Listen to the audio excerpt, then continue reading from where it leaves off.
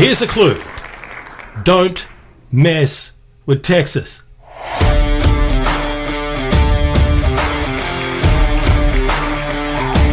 Dusty Hill and Frank Beard, along with Billy Gibbons, make up this amazing trio, the longest surviving American rock band in the history of American rock and roll without any member changes.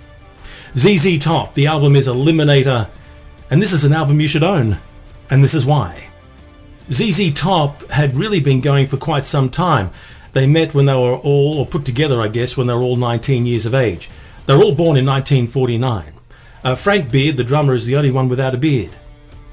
But they took some time off between 1977-79 to grow their beards out a little bit and give themselves a bit of an image.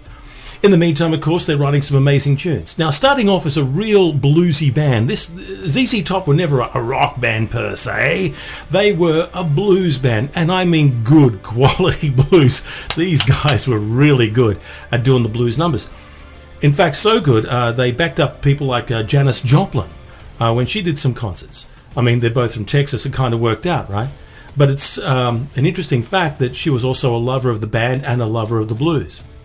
Also, no big secret, Jimi Hendrix touted Billy Gibbons as one of the finest young upstart American guitarists he had ever heard, which is kudos in itself. Good enough reason to keep going, good enough reason to keep making music, which they did. And by the time Eliminator came out, wow, they really were at the peak of their powers. Their manager, Bill Ham, always considered the fourth member of the band. He was with them right from the start. He was with them for decades. He forked out the money for the record producing. He forked out the money for the traveling and the shows. He did all the hard work at the hard yards. And you know what? In the end, all the hard work paid off. It worked for them.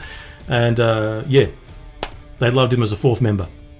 Before Eliminator came out, I think it was around 1976, they announced their worldwide Texas tour. I never got to see it, but the stage was shaped like Texas. They had cacti and rattlesnakes, and you know, it was amazing. Now, the classic car that is on the cover of the album Eliminator by ZZ Top is actually a car. It was a vehicle put together, created as in physically put together by Billy Gibbons. A pet project, if you like. Now, none of us kids had seen anything like this before. What's this? What's this? You know, a hot rod. Oh, and it's called Eliminator. Just fantastic. The whole image thing, which was not necessarily purposeful, but geez, it sent a message to everybody, including me, saying, rock and roll lives. ZZ Top played their first ever concert in 1970. I think it was in Texas. It was in Houston. And one person showed up. They still did the gig. Why not? Right? They stopped halfway through the set, went down and gave the guy a cup of coffee and said, thanks for showing up. Thanks.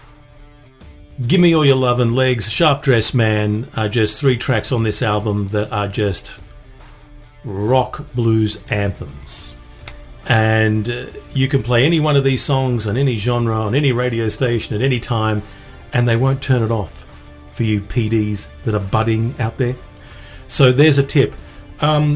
Also important to note, they made a few appearances in a lot of things. Back to the Future 3, it was number 3, where they actually appeared as a bit of a barn door house band.